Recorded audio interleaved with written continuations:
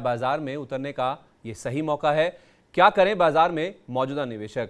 आइए इन सब के बारे में और विस्तार से जानकारी लेते हैं एक्सपर्ट से। और आज हमारे साथ बातचीत करने के लिए मौजूद हैं मार्केट एक्सपर्ट अमरीश बलिगा जी। अमरीश सर, आपका बहुत बहुत स्वागत है मनी 9 पर। बहुत धन्यवाद अपना समय देने के लिए। Thank you Sandeep ji, it's a pleasure to be on your channel. Yes sir. Sir, मेरा पहला सवाल आपसे ये है कि निफ्टी 2 अक्टूबर 2021 में जो हाई बना था 18,604 का, वहां से करीब 15% के आसपास नीचे है। मध्यम से लंबी अवधि के नजरिए से अब निफ्टी पर जो अहम सपोर्ट और रेजिस्टेंस के स्तर है वो आपको क्या नजर आ रहे हैं, या फिर वायदा बाजार के एंगल से देखें तो क्या हर्डल्स है और नीचे में सपोर्ट कहां पे नजर आ रही है आपको? एज ऑफ नाउ टेक्निकली बात करें तो सपोर्ट है करीब 15,000 के आसपास, जहां पे हम लोगों ने निफ्टी देखा था थोड़े दिन पहले। और अपसाइड जो रेजिस्टेंस है करीब 16,200 16,400 के आसपास है।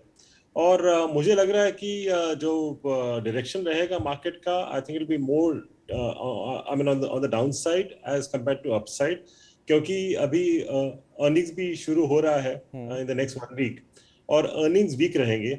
अच्छा। और जब लोग देखेंगे ब्लैक एंड व्हाइट में कि अर्निंग्स वीक है, तो शायद उसका इफेक्ट मार्केट पे आ जाएगा। तो मुझे लगता है कि markets can see closer to about 15,000 over the next few weeks. और वो शायद I think it be I mean extremely good buying opportunity. Okay, तो आप कह रहे हैं कि नीचे में जो सपोर्ट का स्तर है वो 15,000 के आसपास है। नतीजे शायद उतने अच्छे नहीं रहेंगे जैसा बाजार अनुमान कर रहे हैं, तो डाउनग्रेड्स आ सकते हैं, लेकिन 15,000 का स्तर आप कह रहे हैं जो अगले कुछ हफ्तों में आ सकता है, वहाँ पे खरीदारी का अच्छा मौका हो सकता है। सर, क्या इसमें ये जो मंदी का डर चल रहा है कि यूएस और यूके जैसे जो विकसित देश हैं उनमें मंदी की बात की जा रही है, साल अंत तक हो सकता है कि यूके में मंदी आ जाए, यूएस में भी ऐसे ही डर हैं, तो पहले तो सर ये बताइए कि ये कितना डर या कितनी चिंता की बात है? और दूसरा, अगर यूएस यूके में मंदी आ जाएगी, मान लीजिए फर्ज करिए हाइपोथेटिकली, तो क्या इसका भारत जैसे जो इमर्जिंग मार्केट्स हैं उनके ऊपर भी असर होगा? अगर होगा तो किस हद तक? इफेक्ट तो ऑलरेडी आ चुका है टू अ लार्ज एक्सटेंट, क्योंकि सबको पता है कि यूएस, यूके, यूरोप में थोड़ी बहुत मंदी रहेगी over the next few months, because basically because of जो इन्फ्लेशन चल रहा है, स्लो डाउन है एज ऑफ नाउ। तो इसका तो इफेक्ट ऑलरेडी है, and we could possibly see it for the next few months. पर मुझे लगता है कि ये एक काफी बड़ा अपॉर्चुनिटी है इंडिया के लिए, क्योंकि इंडिया का जो डिमांड है that is more of internal demand, domestic demand. और यहाँ पे I think will see extremely good growth for the next few years. Okay. और I mean normally like you have funds to be invested, globally funds है investment के लिए, और वो invest होता है जो भी मार्केट में जो भी इकोनॉमी में जो ग्रोथ दिखाता है, and that will B India. तो जो भी एफआई इन्वेस्टमेंट अभी बाहर गया है, फाइनली वो शायद वापस आ जाएगा, बिकॉज आज will be one of the very few economies जहाँ पे ग्रोथ दिखाई देगा। ओके, इनफैक्ट आप, हाँ please sir. Specially a large economy like India.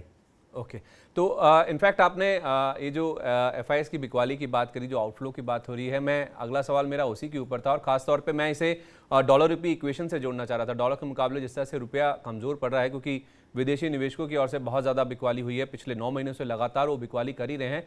आपको क्या लगता है सर, ये जो दोनों फैक्टर्स हैं, चाहे वो रुपये की कमज़ोरी या एफआईएस की बिकवाली, हालांकि दोनों इंटरलिंक्ड है, ये कब तक रिवर्स होते नजर आ सकते हैं? क्योंकि ये काफ़ी क्रूशल है जहां तक बाजार में दोबारा खरीदारी या तो फिर रिवर्सल आने की जो उम्मीद है उसको लेकर। देखिए, मुझे लगता है कि एफआई का सेलिंग शायद और लाइक 2-3 महीने तो चलेगा, it will not stop overnight. पर मुझे लगता है कि ओवरऑल शायद कम हो जाएगा एफआई सेलिंग। तो उससे एक रुपये पे जो मेरे इफेक्ट है वो शायद कम हो जाएगा। एट द सेम टाइम मुझे लगता है कि I mean at least in exports compare to China, क्योंकि चाइना +1 काफी अभी चल रहा है, because of which the demand for Indian goods are surely going to rise.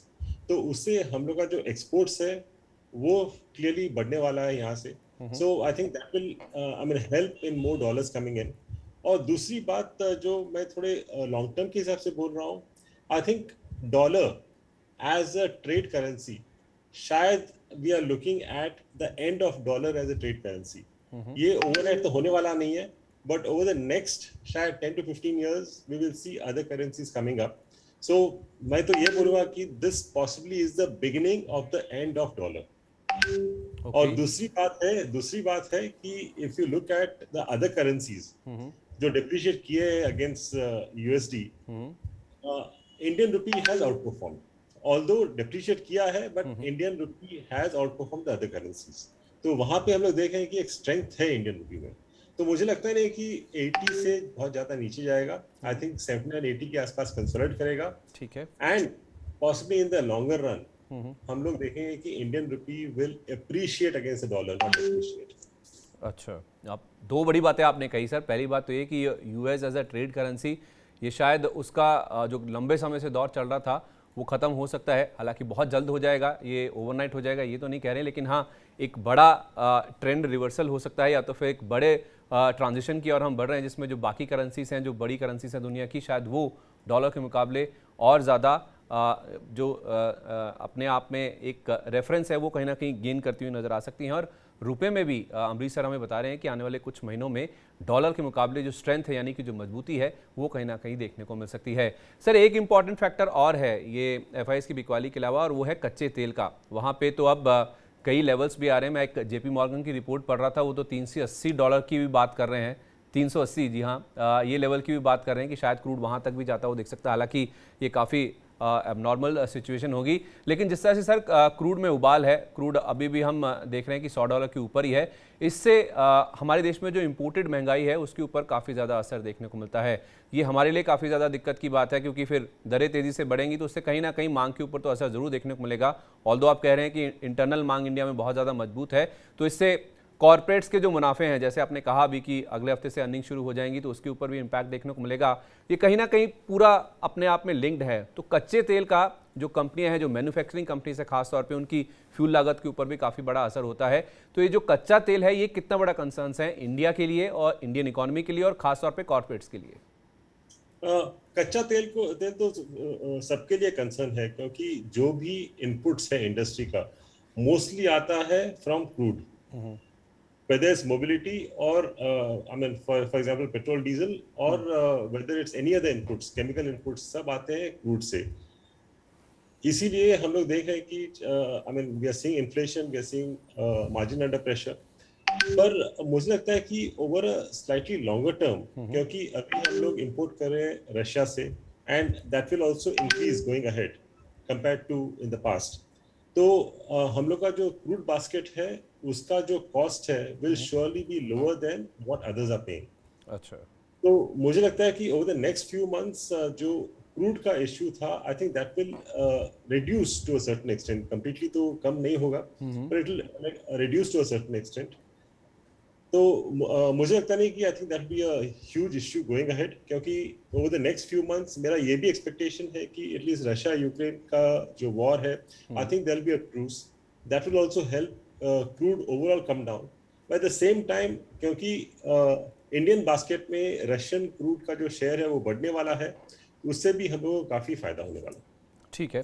तो अगर आप ये कह रहे हैं कि ट्रूस हो सकता है, यानी कि जो रशिया यूक्रेन के बीच में जो वॉर चल रहा है, अगर वो सेटल हो जाए, क्रूड के प्राइसेस नीचे आ जाएंगे, तो क्या हम मान के चलें कि ये जो तिमाही है जिसके नंबर्स अब अगले हफ्ते आने शुरू हो जाएंगे, वो शायद एक आखिरी तिमाही होगा जहाँ पे हम मार्जिन प्रेशर की सिचुएशन देखेंगे, या तो फिर कॉर्पोरेट्स की जो अर्निंग है उसके ऊपर प्रेशर देखेंगे?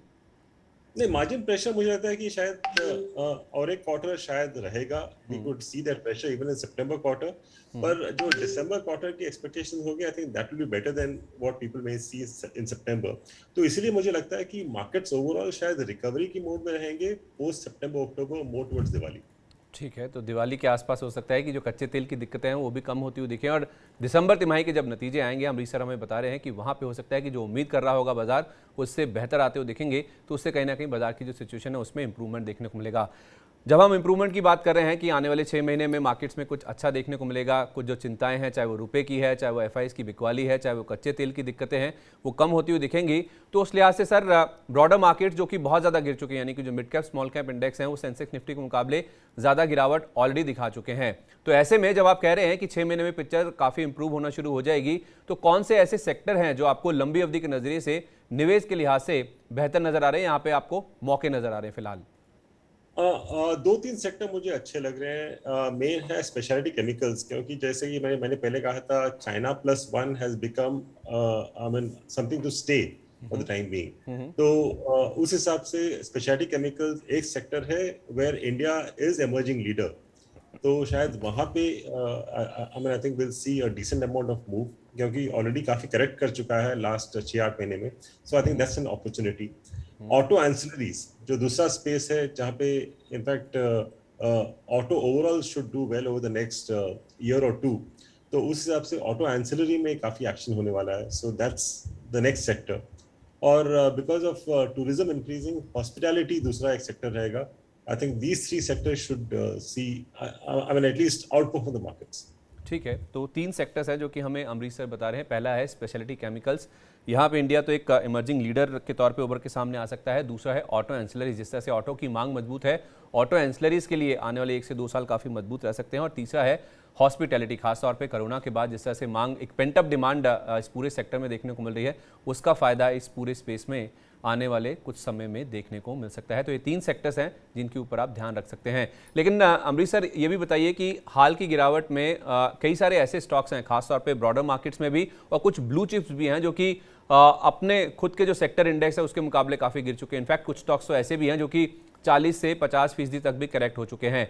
ऐसे में कोई ऐसे ब्लू चिप स्टॉक्स जो कि आपके रडार पे हैं, जो कि काफ़ी ज़्यादा करेक्ट हो चुके हैं, जिनमें केवल मार्केट में जिस तरह से सेंटीमेंट बिगड़ा है उस वजह से गिरावट आई है, लेकिन ओवरऑल देखा जाए फंडामेंटल नज़रिए से या तो फिर अर्निंग्स के पर्सपेक्टिव से वो स्टॉक्स बहुत अट्रैक्टिव हैं? कुछ ऐसे नाम जो आपके जहन में आ रहे हो? काफी ब्लू चिप्स है जो अभी ले सकते हैं इस लेवल पे, and also possibly closer to 15,000. शायद वहां तक जब इंडेक्स पहुंचेगा, I think these stocks could possibly correct another 4-5% from here. Stocks जैसे L&T है, टाटा मोटर्स, महिंद्रा एंड महिंद्रा, ये सब बहुत करेक्ट नहीं किए हैं, पर I am talking from a return perspective. आगे जाके I think these will give extremely good returns. Maruti है, TCS, Hero MotoCorp, doctor Reddy, HDFC और HDFC बैंक जहाँ पे मर्जर होने वाला है, Kotak bank, Bharat electronics, Hindustan aeronautics जहाँ पे इनको काफी अभी ऑर्डर्स आ रहे हैं, बाहर से भी ऑर्डर्स आ रहे हैं, ब्रिटानिया FMCG में, ब्रिटानिया, ITC जो स्लो मूवर था, पर लास्ट 6 महीने के फॉल में ITC ने एक्चुअली गेन किया, लूज नहीं किया है. और फर्टिलाइजर और क्रॉप प्रोटेक्शन स्पेस में UPL. ओके, तो काफ़ी सारे नाम हैं जो कि अमरीश सर हमें बता रहे हैं कि बहुत सारे ऐसे ब्लू चिप स्टॉक्स हैं जो कि बहुत ज़्यादा करेक्ट हो चुके हैं, वैल्यूएशंस बहुत अट्रैक्टिव हो चुके हैं. और जैसे अमरीश सर का एक्सपेक्टेशन है कि मार्केट 15,000 तक करेक्ट होकर जा सकता है, अगर वो लेवल आएगा तो ये जो कुछ नाम ये बता रहे हैं सर हमें, हो सकता है कि इनमें और 4 से 5% की गिरावट आपको देखने को मिले. तो उन लेवल्स पे ये स्टॉक और भी अट्रैक्टिव हो जाएंगे. इसमें कुछ नाम मैं आपके सामने रख देता हूँ, जिसमें L&T है. ऑटो स्पेस से 3 नाम सर ने हमें बताए हैं, टाटा मोटर्स है, M&M है, मारुति है. इसके अलावा IT स्पेस से TCS है, साथ ही साथ हीरो मोटोकॉर्प, ये चौथा स्टॉक है इनफैक्ट ऑटो स्पेस से. इसके अलावा डॉक्टर रेड्डीज, HDFC ट्विंस यानी कि HDFC बैंक और HDFC लिमिटेड, ये दोनों ही मर्जर के बाद काफ़ी ज़्यादा करेक्ट हुए हैं, लेकिन यहाँ पे काफ़ी अच्छा मौका है. कोटक बैंक है, BEL, HAL, ब्रिटानिया, ITC और कुछ फर्टिलाइजर स्टॉक्स. ये पूरी लंबी चौड़ी लिस्ट है जो कि हमें अमरीश सर ने बताई है, जहाँ पे आप चाहें तो निवेश के मौके देख सकते हैं.